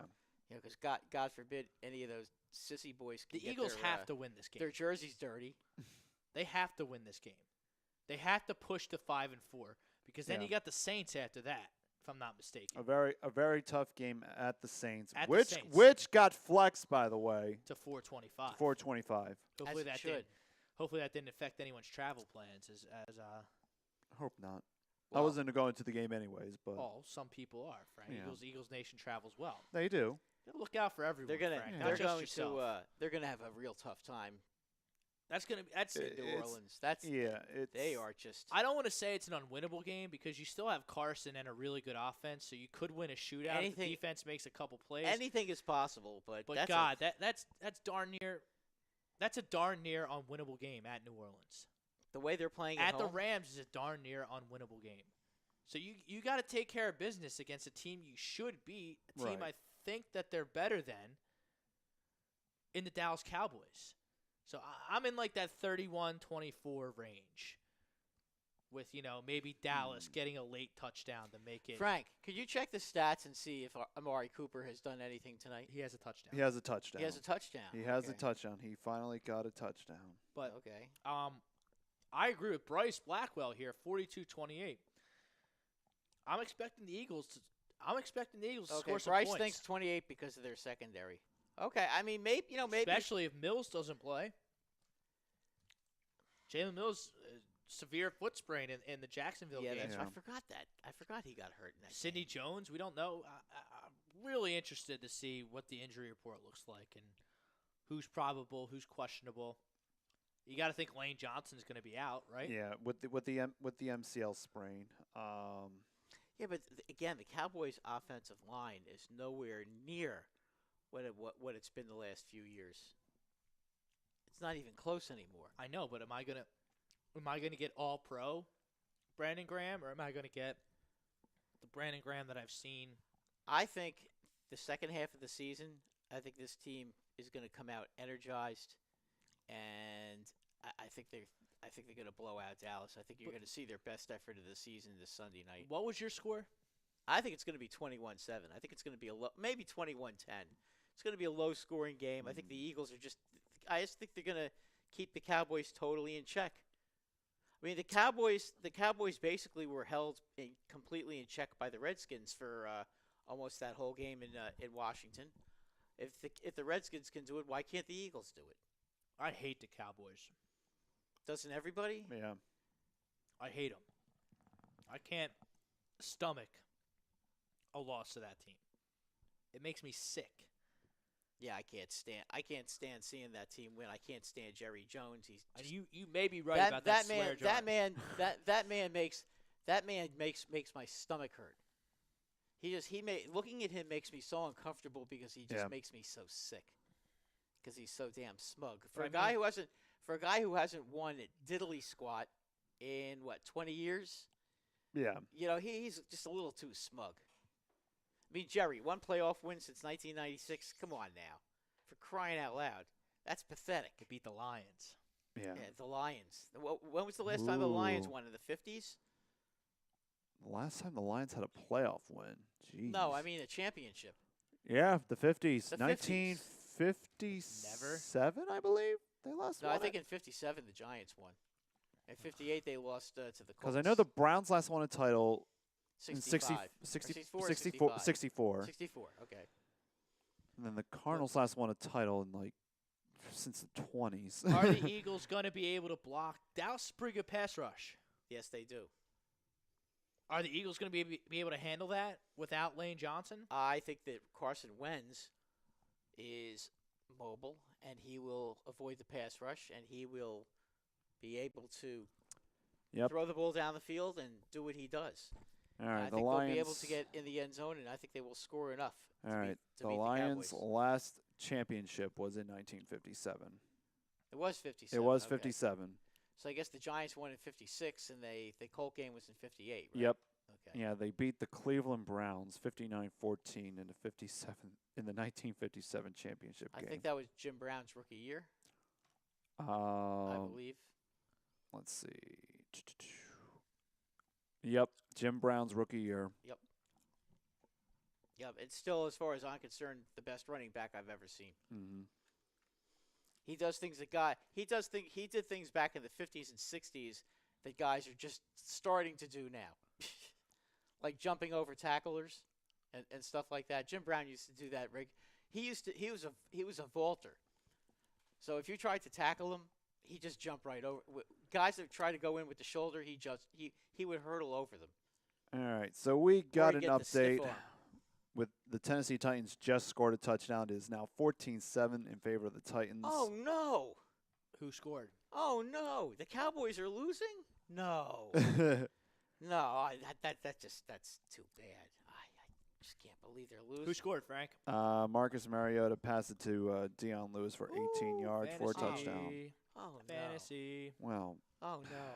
What are we gonna do? I got to do the swear jar. I can't do America's- it. I can't do it. I can't say the words. I didn't curse. America's dream. Ugh. America's team. Oh, The swear jar. I'm trying not to get into The get into swear the jar. habit. The swear jar 100% applies to you two knuckleheads too. Yeah, that's the thing. I'm trying to clean up on the. Mondays 8 On- to 10. on- There's on the no cussing. cursing. No cussing. Ain't no cussing. I'm No I'm more trying not cussing. to cuss, but And you know what? Rhymes with when he- duck. Rhymes with duck. Rhymes with duck. Rhymes with duck. There we go. Goose. Yes. Oh boy. We still have our the Sixers. maturity level now is really starting to get up there. Yep. We still got their Sixers talk going on. I'm very upset with the Sixers right now. We get the message. How about a little hot stove? The hot stove, yes. The hot stove. MLB. We have not gotten to 5 that yet. p.m. Free agents can sign wherever they want. Free agency is open for business. And, Brad, it looks like the Cleveland Indians are open for business as well. Carlos Carrasco, Edwin Encarnacion, Corey Everybody Kluber, except rumored to be on the trade block. everybody except Francisco Lindor and Jose Ramirez Pretty much. are available. That also tells me that Michael Brantley will be hitting the open market. Well, he already has. Yes, he He already he's a free- has. He He's is an a free unrestricted agent. free agent. So I that hope- is a guy. Do you think Matt Klintak will be checking in? Matt Klentak should be checking in on a lot of everyone. guys. You're absolutely right about that. He should be checking in on everybody because I'll tell you what, from what I'm hearing, and I would trade for it may Carlos not- Carrasco. See, I wouldn't because Why? as far as the Yankees are concerned, I don't think he- care. I'm talking about the Phillies Oh, the right now. We'll Phillies? talk about the Yankees in a second. Don't okay, worry. the Phillies. Can't forget about your Yankees, okay? No, I'm just trying to. I mean, How much money is he making? He's got 1 year left for I think I saw $15 million or something That's not terrible. I don't want to hear about money with the Phillies because they're paying no one. Yeah. No, but I'm just saying. I mean, if he's making $25 million or something like that, Why? It's a or 1 if he's year. a long term. Well, because he's older. I wouldn't want to be on the hook too long. We can throw with him. Jason Kipnis in that I don't like him at all. mix on the. I don't like him at all. He's not. I've never He's been a injured big all the fan of time. him. Yeah, he's not. Listen, Edwin Encarnacion, I love Edwin Encarnacion. But I mean, he doesn't have a spot on my team, and he doesn't have a spot on your team, really. But the two will. No. I'm just saying he's one of the 4 veterans that are on the trade market for the Indians. The Yeah. Indians are shaking things up because they what added I'd to be their worried. payroll. What I'd be worried about with Edwin Encarnacion is that he goes to Boston. Because Yeah, but really, how much? they don't care. They just Clearly not. they have no respect for the luxury tax or anything. They bought their championship last year, and they'll probably try to buy another one this year. I mean, So- they had the highest payroll by $50 million last year, and I'm not saying they weren't a great team. They were, but anybody who makes like they didn't buy a championship last year is not paying attention. No, they're always at the highest payroll. They're always But they at blew the top they there. blew the They blew the they doors blew, off. Yes. They blew the doors off last year, and I believe they're paying a 42% luxury tax this year. So. Okay, so the two big whales are Bryce Harper and Manny Machado. Which one? I think you should. I think that the Which Phillies one makes should the be most in sense? I think the Phillies should be in on either one of them. Okay, there's rumors that they're going to be in on both. I'm a Harper guy. Man. I would favor signing Harper over Machado. For your team, That's correct. I think Manny Machado is going to make his way to the Bronx. That's my prediction. I think you might be right, but I think I he's just gonna don't know. play. The Yankees keep making like they're not gonna sign him, but it makes too much sense not to, for them not to not sign him. I mean, they've got the Didi injury. They can, if they sign him, then they can use Andahar as trade bait to go get Kluber or try to get Bumgarner. I mean, it makes too much I wouldn't sense. trade Miguel Andahar. Well, listen, I would the rather Indians, trade someone who hasn't hit the bigs yet. The Indians are not going to just give away. The Corey Yankees have Kluber. plenty of prospects that can entice the Indians. Not See, really. the Indians are being not anymore. smart. Not anymore, Rob. I mean, most of them have graduated and are now playing. That's the problem. I mean, they had prospects. They're all up now. I mean, really, the only prospects that are big time prospects are Clint Frazier, if you still believe in him, Estevan Florial, Justice Sheffield, and Cook, the guy that was the minor league pitcher of the year. I mean, I guess he's a prospect too. But I mean, and they got a couple of pitchers. But I mean, I would think if I'm the Indians, I want a guy who can go out there and play right away. I mean, last year the whole problem with everybody was getting on the Yankees for not going out and trying to get Cole, okay, from Pittsburgh, and then Houston ended up getting him. Pittsburgh wanted It's stellar season. Yeah, but Pittsburgh wanted from the Yankees. They wanted what's his name, the second baseman Torres, and they wanted Andahar. They wanted both of them. And you would have to agree that the Yankees could not do that. How much would you be willing to give up for Corey Kluber? I'd be willing to give up Andahar for him. Really? Provided I sign Machado. If I sign Machado, I like Andahar. I like a lot. Andahar too, but I also understand that you don't get Corey Kluber for nothing either. I fully get that. You're not going to just And get a guy. you're not in on Carrasco at a lesser price. No, because I don't think that he's the guy that's going to go into Boston and win a big game in Boston. I don't think he's good enough to do that. I do think Kluber is good enough to do that. I definitely think Madison Bumgarner is good enough to do that. Those are the two guys who I would trust to go into a situation like that and be able to beat Boston. I'm looking at teams that pitchers who have the balls to go into Boston and pitch a good game. There aren't that many of them. Might be balls. That might be 50 cents in the swear jar.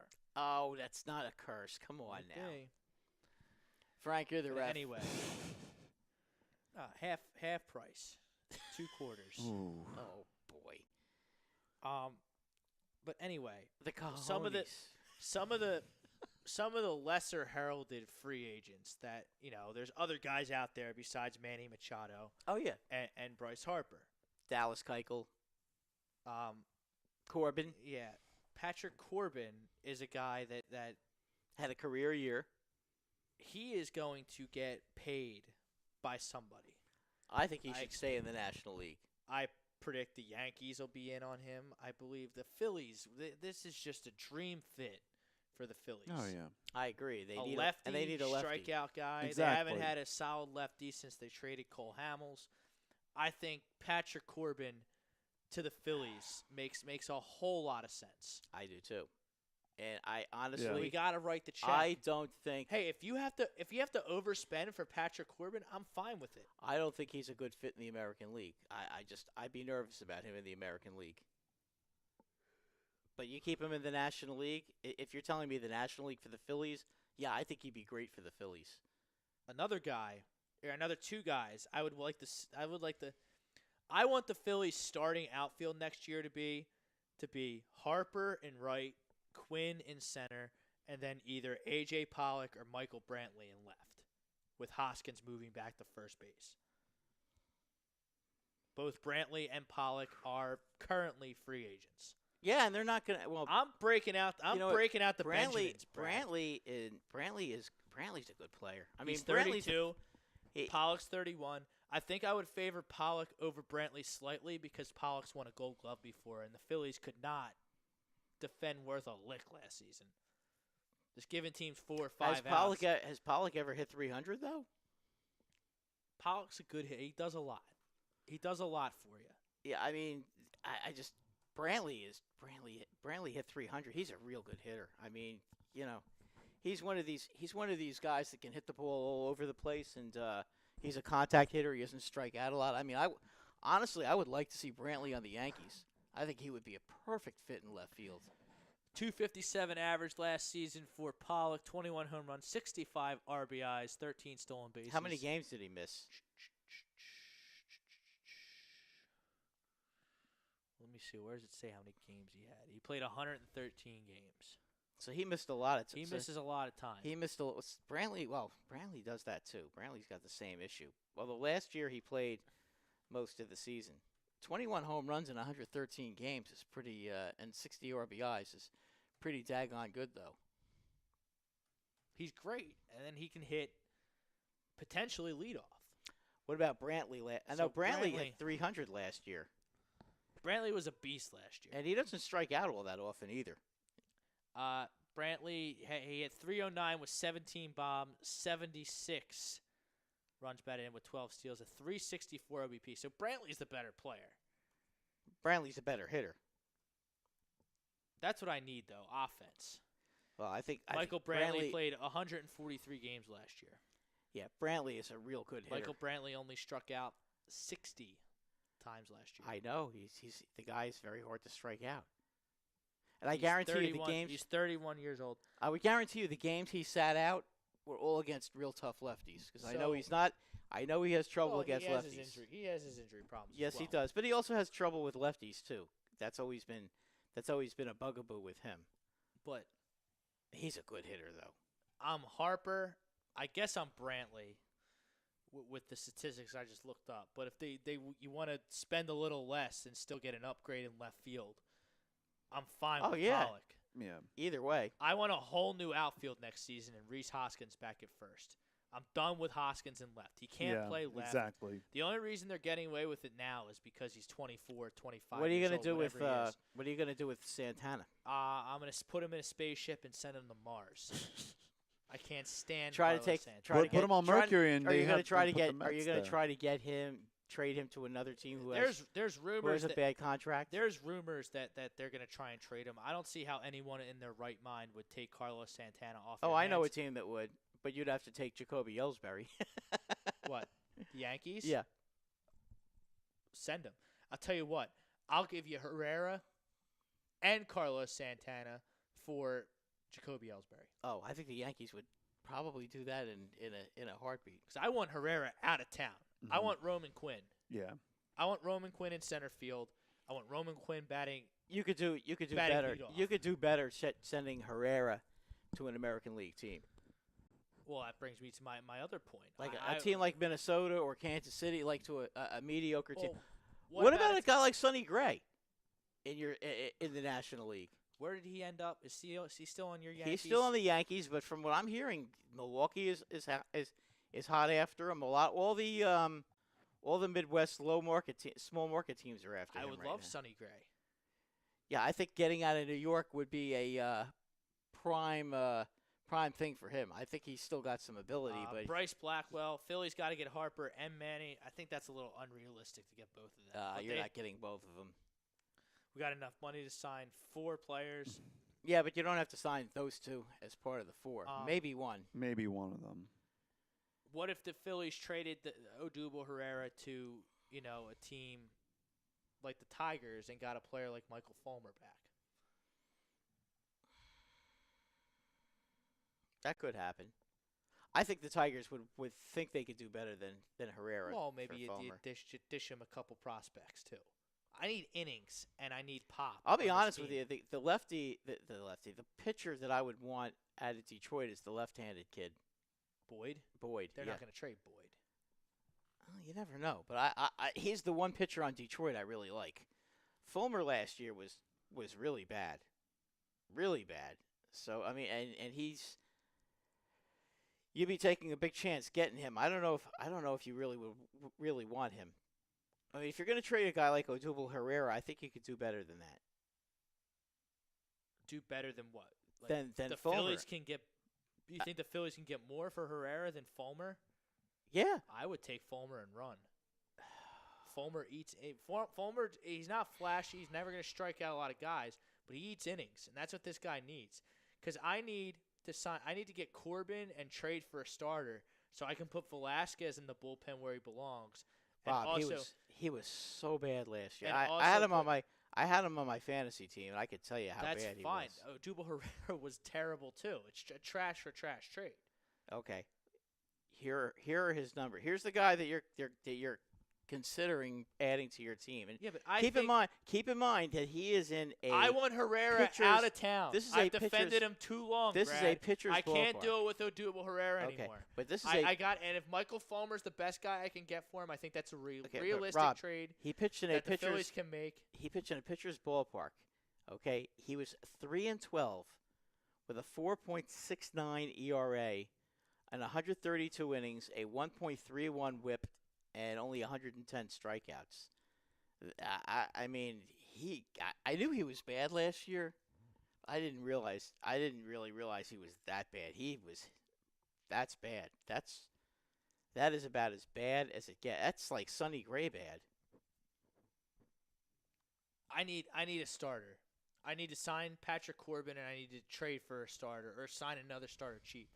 Because Pivetta and Velasquez can't get through a lineup 3 times. You have Velasquez. Well, these days a lot of them can't. A lot of them can't. That's the problem. My starting rotation for the Phillies next year would be Nola, Arrieta, Corbin, a question mark, meaning you get either trade for someone or sign an additional guy, and I'll give Eflin the 5th spot because I thought he did some good. What about things Dallas last year. Keuchel? You going to sign? You sign everybody? Right. I'd rather sign. Well, Corbin I'm just than giving Keuchel. I'm giving you some pitchers. Nathan Eovaldi. I'd rather trade Odubel Herrera for that starter. That's what I want to do. What about Happ? You want to bring him back? He's available. Charlie Morton. Charlie Morton's talking about retiring. Okay, and then you've got Hyun Jin Ryu. I'm talking. Now these are starters. I'm not talking about relievers. I don't want. No, because I'm fixing the bullpen by moving Pivetta and Velasquez to the bullpen. Okay. Then if Eflin falls on his face, a lot of relievers. then are you can available. play the analytics game and start Pivetta or Velasquez and have them go, 1 1/3 inning or something like that. Okay, here's another pitcher who you probably won't like, but Lance Lynn. I don't like him at all. I want to trade, Brad. Sabathia. I want to trade Herrera for my 4th starter. Michael Fulmer is just the name that I saw that the Tigers have been trying to trade him. I'm finished with Odubel Herrera. I'm trying to get a 4th starter for Odubel Herrera, which I don't think's that unrealistic. I think Odubel Herrera. What about Matt Harvey? Again, he's not a trade. I need to trade. I need Why to not trade. spend some money on a cheap guy? Gio Gonzalez, maybe. Gio No, Gonzalez because is I'm a free spending agent. my money elsewhere. I'm spending my money on Harper, But you won't. Brantley. But you won't have to. But you won't. But you won't be spending a lot of money on a guy like Gio Gonzalez. He's the 51st rated pitcher. Or I need Herrera off my baseball team. okay, all right. So you want to trade? I want him off my baseball team. I can't do it anymore with him. He's a spark plug at time, but the bad just outweighs the good with him. I just can't have him. I can't have his 8-week where he can't hit the broadside of a barn. I can't have those streaks. Maybe you could talk to the Angels. They seem to be always interested in those kind of players. Yeah, but they're going to be changing things around over there because Mike Scioscia's not the manager anymore. Right. So they maybe you might could find one of those. Maybe you could get one of those pitchers. Maybe a guy like Tyler Skaggs. You could try to get him. That's a guy I wanted for last season. Yeah, I mean, he wouldn't be. Cesar Hernandez would be a guy that because you got to put Kingery at second. And you could also sign DJ LeMahieu and trade Kingery too. Yeah, but see, Kingery did absolutely nothing for you last year, and you signed into that ridiculous contract. Well, I've still not heard Matt Klentak held accountable for that awful, egregious signing for a player who's never even done anything in the big leagues before. Scott Kingery stunk last year. He had a bad year last year. He was awful. Yeah, I mean, they You sign a guy for $64 million based on spring training performances in the previous 2 years? I mean, are you kidding me? trying to lock up a young player thinking that he was going to be good. You got to make sure he's good first. No, I agree. Yeah, you have to at least let him play in the big leagues But before you do I that. think the writing's on the wall with Franco. I don't think he's going to be on the baseball team next year. No, I would agree with you there. Crawford's going to get a shot at shortstop. He should get a shot at shortstop because he can pick it. He can field. We'll see what his offense does, but at least I know the kid's going to go out there and play some defense, which this team desperately needs. Then I have Kingery at second, which it's by default. They're kind of boxed in. And then I guess you have Santana at third unless you can trick someone into taking him. An outside name that the Phillies should look at, in my opinion, to play second/third, he can play both, is Jed Lowry. Scrappy player. Scrappy player. Well, I would love for you to get him off of Oakland. He was a pain in the neck with Oakland. Well, he's a free agent from what I understand. He's old though. I think he's like 35. He's 35 years old. So you won't yes. have to sign along. He didn't look old last year, though. No, but you won't have. But the point I'm making is that you're not going to have to give him more than 2 years. He's going to get a 1 year. And I think Jed Lowry is going to be a guy, one of these veterans that, he signs, maybe a couple weeks into spring training. Now, you know what? He's the kind of guy that. That's what happens. A couple of these guys fall through the cracks each offseason. Well, Neil Walker did. Neil Walker did. Mike Moustakas did. Yeah, that's true. That's true. If you can get Mike Moustakas to play third base for you, you'd have something there. Yeah, but he's going to cost you a lot of money. Yeah, he's going to cost $14-15 million a year. I'm overhauling my outfield. That's my priority one. And there's a million outfielders you can get too. But I want the best, the very best. Well, that's Bryce Harper. Bryce Harper in right, Quinn in center, Michael Brantley in left. That would be one hell of an outfielder. That would be one hell of an outfield. I think Jed Lowry will be cheap. You can put him at third if you can get a taker. Then you have. And I'll tell you what, if you could do that, I need to get my outfield. If you could do that, you would really balance your offense nicely. I need to sign top tier outfield talent so that their hand is forced to play Rhys Hoskins at first base. I can't watch him in left field another season. I would think that Klentak. I would think that Klentak knows that. And again, I don't have confidence that. I think when the winter meetings come, I think that's when you're going to start seeing things go, because that's usually the. When's that? Mid-December. Something like that. But I think that's when most of the seeds get planted. One thing about free agency in baseball, it kind of builds up. You don't. people don't all get signed as soon as free agency No, starts. it's not like the NBA at all. No, or football. It's not like When, that. in your best guesstimation, could we expect to see Manny Machado, Bryce Harper, or both sign? Did they sign by January 1? Or Yeah, I would say by Christmas you're going to see them both signed.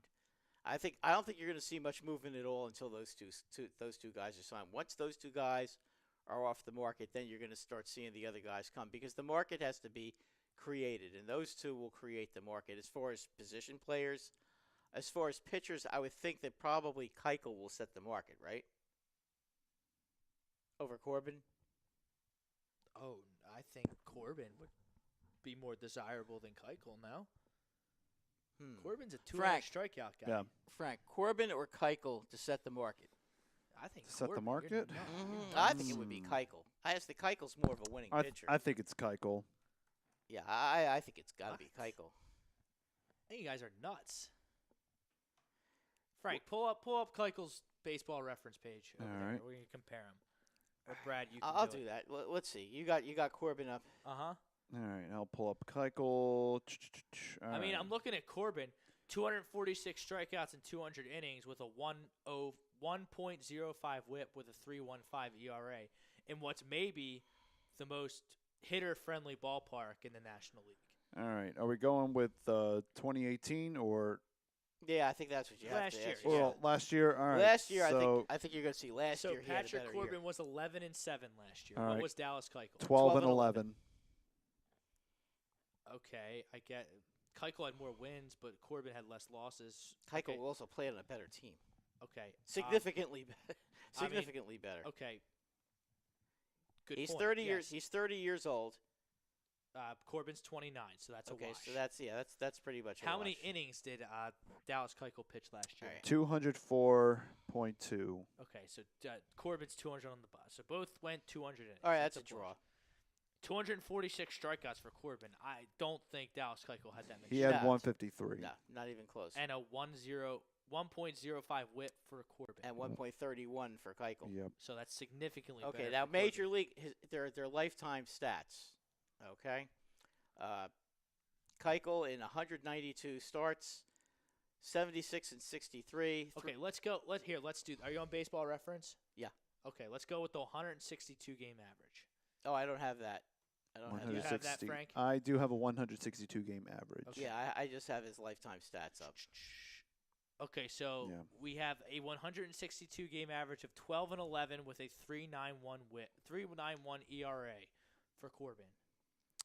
We got a 14-11. Let me find the ERA. Should be right next to the win-loss percentage there. Win-loss percentage. 3.66 ERA with a WHIP of a 1.25. Okay, Corbin's WHIP's 1.28, so that's a wash. Strikeouts per 9 is going to be in Corbin's favor. Corbin's is at 8.5. Keuchel's got 7.2. And Keuchel's also thrown averages 216 innings pitched. And let's see his WHIP. Look, if they want to sign Keuchel instead of Corbin, fine. They're both, Yeah, I was going to say they're very both, comparable. They're both lefties. They both eat innings. They're both very good. They're both lefty 200 inning guys. This starting rotation desperately needs innings because this bullpen was taxed by July 31st. Phillies bullpen was shot by Oh, August. I agree. Because you can't play because the manager wants to play every game like it's Game 7 of the World Series and do all these double swing. You can't do that. This is also why you need to shift Cesar Hernandez to the bench. I'm sorry. I like Cesar Hernandez as much as the next guy, but I've seen enough of him. I've seen enough of him to, he is what he is, He's an average player. He had a great first half last year. Came back down to earth. You got to turn the page. As far as Keuchel, Keuchel goes, okay, he'd be a guy I'd like to see the Yankees get. Because that's a guy that whatever. would be, Then the Phillies can sign my guy Corbin. that sounds good to me. I'd be worried about Corbin in the American League. I just don't know. Keuchel has proven that he can pitch in the American League. Bryce Blackwell, let's trade for Trout. We have high prospects. I mean, Bryce, I hate to rain on your parade. unless Mike Trout refuses to sign a contract extension with the Los Angeles Angels of Anaheim or the Anaheim Angels, whatever the heck they are these days, Mike Trout's not getting traded for. The Phillies don't have the horses. 2 years. In 2 years, he'll be a free agent, and then he probably will come here. I wouldn't doubt it. He'll come somewhere. Yeah, he'll He'll go eventually somewhere. He'll eventually come here. I just think the Angels are rebuilding. I don't know how much. I don't think he's going to have the stomach for being a rebuild. But I don't see how you trade for. I don't see how you trade for Trout without giving up Hoskins. Oh, he's be the first guy the Angels are going to ask for. I mean, you're trading the best player in baseball. Yeah, they're going to want your best player and some of your and your top prospects. Yeah, they're going to want 2 or 3 guys. They're going to want a couple of arms too. Yeah, they're going to want 2 or 3 guys that they can play. They're going to want Hoskins right now. Yeah, they're going to want Hoskins, Cesar Hernandez. Right, and they're going to want a couple of young arms. I mean, can you blame them? Medina. Like, they're going to want Sixto Sanchez too, and it sounds like they don't want to trade him. Mike Trout is a ridiculous baseball player.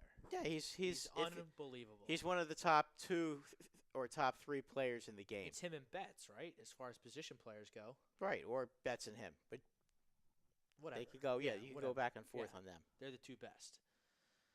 So, I wouldn't hold your breath for Mike Trout until he's a free agent in 2021. But the Angels are going to offer him so much money. I mean, I don't know. I wouldn't hold your breath on Mike Trout. There's guys out there right now that the Phillies, because the Braves, I mean, I said it with Jim Jackson a couple weeks ago. I don't think catching the Braves, the Phillies are capable if they spend money the right way and sign the right players. They can beat the Braves next year. I agree with you. The Braves are not world beaters. No. And not at all. I would be legitimately shocked if Bryce Harper was on the Nationals next year. I would not listen. I would not be shocked. I would be extremely shocked. Here's the other thing I wouldn't be shocked by. If Bryce Harper signs with another team, I could see Max Scherzer being available, and that's another guy that now I'm calling my New York Yankees about. Is a guy like Scherzer, because that's a guy that would be certainly a pitcher that the Yankees would highly entertain going after. At least you would think. So I think if Harper, I don't know, but I just think the Nationals are gonna. He's making a lot of money, and you know what? If I just think the Nationals are gonna try and maybe sign like a couple guys to kind of switch up that. I mean, if they lose Harper, because they're locked into Strasburg, they're locked into Strasburg, Mad Max. Okay, and they got Soto. But, they have Soto and Robles coming. Murphy is gone. Murphy's probably going to be gone. Well, he is gone. He was traded to Milwaukee. Remember? That's right. I forgot the Cubs. The Cubs. I'm sorry. Forgot about that. Murphy yes. was already traded. He's a free. By the way, he's a free agent. Matt Klintek, don't sign Daniel Murphy. You don't need. Don't do it. The Yankees. That would not be a bad. That would not be a bad move for the Yankees. No, by the way, because they should put him at first base. Oh yeah, or second. Well, they have a void there too because Glaber's going to play short. Be at shortstop. Right. So that would be a good signing for the Yankees, because then he could. And then you get a second baseman who's left-handed. Because then he's old, and if he gets tired, he can DH for a couple of times a week. Right, and you could put Torreyes out there to rest him. So that's definitely actually a good signing. That'd be a good signing for the Yankees. Yes, that would be a good signing, and I think he could probably hit 20 to 25 home runs. Matt Klintek, don't sign Josh Donaldson. No, no Josh Donaldson. We don't want him either. No, he's injured too much. No, he's injured too much. Forget it. If the Phillies want to wait for a third baseman, and if they can't get Manny Machado, wait till next year and go get Nolan Arenado. He's not going to hit the open market. What do you think? The Rockies have lost their minds? Suppose he doesn't want to play there. Why would he not want to? I don't understand why he wouldn't want to play there. You never know with these guys. I know Blackman. I know they just signed Blackman to it. Blackman's locked. They got Brendan Rodgers coming. They'll probably lose to DJ LeMahieu, who Brendan Rodgers will probably slide right in there. That's not going to be a major loss for them. Trevor Story Trevor Story has become a big time player. Obnoxious power season from as a shortstop. I don't see him leaving there. Okay. I wouldn't hold your breath on him hitting the open market. He's just too good to not offer the Listen, moon and the stars. I understand, but you know what? Bryce Harper and Manny Machado ended up hitting have ended up hitting But the open Brad, market. this is why I'm signing Jed Lowry to like a Oh 1 or no, 2 year I deal. think Jed Lowry would be a good signing for the Phillies. Because then you can figure out maybe you put Lowry at second and Kingery at third, or other way around. I would agree. I think Corbin would be perfect on the Phillies. I need it to. Oh, and before I forget, lead I not, you have to re-sign Wilson Ramos. Unless you plan to trade for Real Muto. I don't. Is that like? Just asking. I know he's going to be I available. know Romuto's better because he's not hurt. He's not as injured, but if you take, I don't think he's as good an offensive player as Ramos, though. No, the durability is what he has over him. And but he's a great defender. I mean, that's the only guy Miami has. That's the only guy they have. Yelich is gone. Azuna's gone. Stanton's gone. Pretty much. That's the only legitimate, attractive player that they have left. They're gonna want a lot.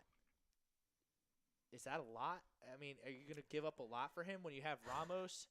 Is Ramos signed for this year? He's a free agent. Okay. That. I would Are be you going signing to him. Are you going to re-sign You him? hit him fourth. I would re-sign him, yes. And then I have two catchers, Harper, Ramos, and Alfaro. Okay. 'Cause I can't trust Alfaro. Here's another pitcher for you, J Happ. I'd rather sign Corbin or Keuchel, but if Happ is my consolation prize, he's a cheaper option.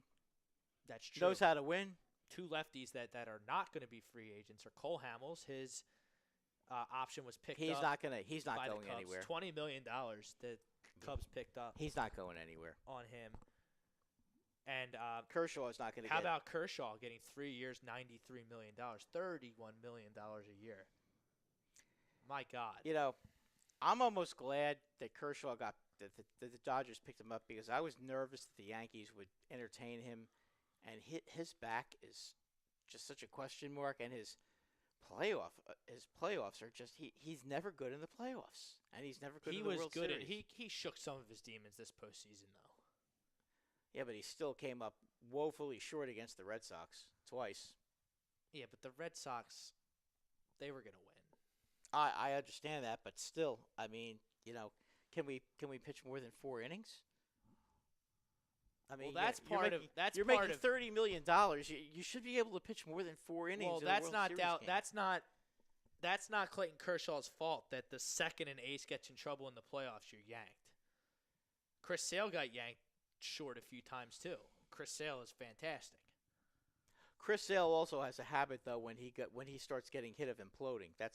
And their manager knows that. He's one of those guys. Chris Sale will sail along, and that's not a pun, guys. He'll sail along for 4 or 5 innings and be unhittable, and then all of a sudden he'll give up 5, 6 hits in a row, and that'll be the end of it. That was his story in Chicago. That's why he didn't have a winning record in Chicago. But I mean, not to say he's not a great pitcher. He is a great pitcher, but that's always been his MO. So when he gets in trouble, they take him out quickly. To kind of wrap up this edition of the Sports House, I expect the Phillies to spend just about to the luxury tax this offseason, and I fully expect them to make the playoffs next year. I don't think that's unreasonable. I can't go through another offseason of inactivity and another, 75, 80-win season when I don't think the Braves are that good. I don't think the Nationals are that good. I would expect the Yankees to go out and bring in Keuchel, bring in Kluber, and sign Machado. I think those are the 3 big moves that they make. I think they re-sign Robertson. I don't think they bring back Britton. I don't think they bring back Happ. I don't think they bring back Sabathia. And I think that they may they're most likely they could sign Dan Murphy too. All right, MLB Hot Stove. It'll be fun. We'll have it all covered here on the Sports Hounds. Till next week, we'll see you. Happy Dallas week, everyone.